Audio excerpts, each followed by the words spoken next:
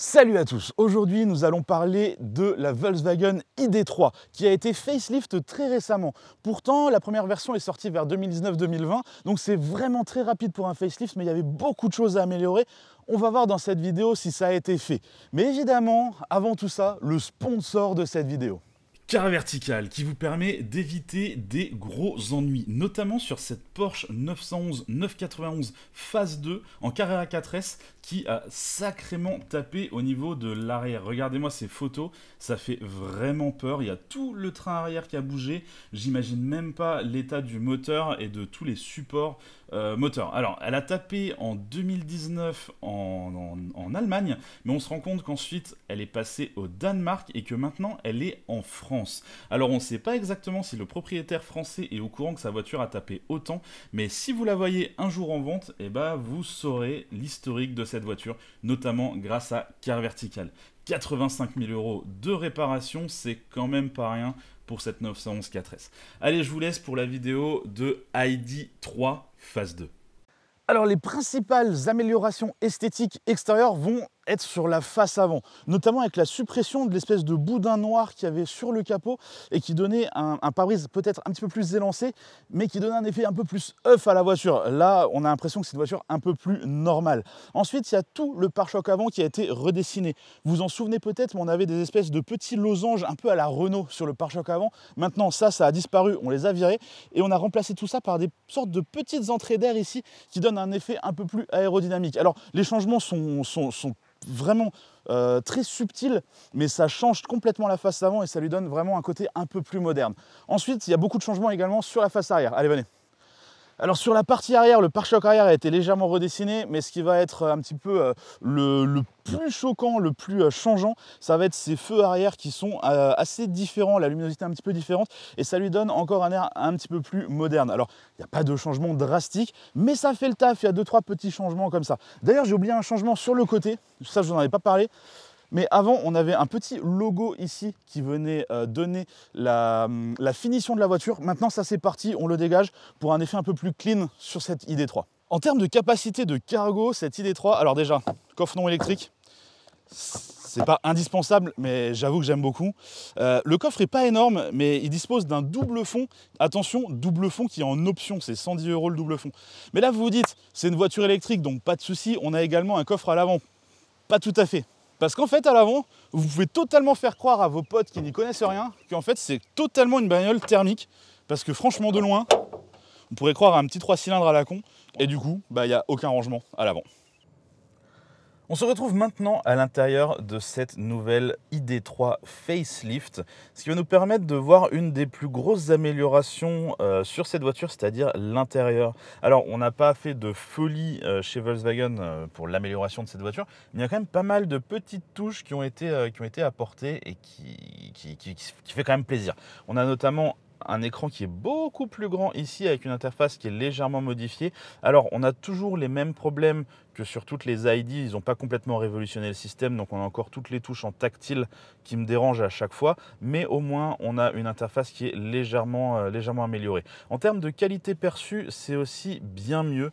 Regardez-moi ça, on a une petite partie grise au-dessus qui est un petit peu moussée, qui est assez sympathique. Bon, il n'y a rien de fou, mais c'est sympa. Et puis surtout, on a toute cette partie qui est maintenant gainée un petit peu de faux cuir avec les petites surpiqûres qui ajoutent vraiment quand même quelque chose.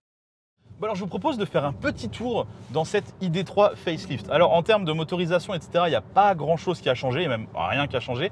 Mais comme je n'avais pas fait une vidéo sur la première ID.3, je me suis dit il est intéressant de vous montrer un petit peu ce que ça peut donner. Parce que en fait, c'est pas mal du tout. En fait, ça se démerde plutôt bien. Alors, c'est clairement pas une sportive, c'est une voiture pour tous les jours, c'est un daily. Mais faut dire que ça prend les virages, ça accélère un peu, ça a un peu de couple. En vrai, ça marche quoi. Bon, alors, c'est une propulsion, donc on a tendance à se dire « Ah, ça peut être amusant, etc. » Mais il y a tout l'électronique de la voiture qui vous bride dès le départ. Clairement, no fun allowed. On ne vous laissera rien faire. À part si vraiment vous la prenez en traître, ou auquel cas, vous arriverez peut-être à prendre quelques millisecondes de glisse, mais vraiment, elle vous laisse pas faire du tout. Cependant, ça marche quand même plutôt bien. Ça tient le pavé, ça prend les virages, c'est assez marrant sur petite route. Le seul problème que je vais avoir, c'est surtout avec le système de freinage. puisque il paraît super mou en fait, super spongieux, enfin je sais pas, mais on a l'impression que ça accroche jamais. Et je me suis fait peur à plusieurs reprises avec des gens qui freinaient un peu fort devant moi et à me dire ah il faut que je freine. Et en fait j'appuyais et à aucun moment j'avais l'impression que ça accrochait quoi. Alors que en vrai j'ai testé, si on appuie vraiment bien ça freine, il n'y a pas de souci, le système de freinage est efficace. Bon, après, là, je parle d'une conduite un petit peu sportive, alors que la plupart des gens qui vont utiliser cette voiture vont la rouler de façon tout à fait normale. Et en utilisation quotidienne, eh ben, ça marche vraiment bien aussi. Parce que, comme c'est une propulsion, il ne se passe pas grand-chose à l'avant et on peut avoir un angle de braquage assez impressionnant. Moi, je suis vraiment impressionné. On a l'impression qu'elle a un grand angle de voiture de drift, quoi. Donc, c'est vraiment agréable, surtout quand on est en ville, quand on a des petits chemins à passer, etc. Là, ça fait une semaine que je suis avec la voiture et j'ai dû prendre ce genre de petits chemins et ça se passe super bien. Vraiment, c'est agréable. Alors cette voiture est équipée d'un affichage tête haute dont j'ai déjà parlé quand j'ai fait l'essai de ID.5, mais c'est un affichage tête haute qui est vraiment incroyable. Il vous donne énormément d'informations. En fait, l'affichage est immense et ça s'apparente presque à de la réalité augmentée avec des petites flèches qui se mettent sur la route aux endroits où vous devez tourner. Et on a des petites flèches qui se mettent sous les voitures sur lesquelles la voiture se base pour le régulateur adaptatif. On a des petits traits orange qui se mettent sur les lignes de la route quand vous dépassez légèrement les lignes. Enfin, il y a énormément d'informations. C'est vraiment un truc à essayer. Ça, je pense que ça peut être intéressant d'aller directement en concession pour aller essayer cet affichage tête haute parce que en vidéo, c'est super compliqué de le retranscrire.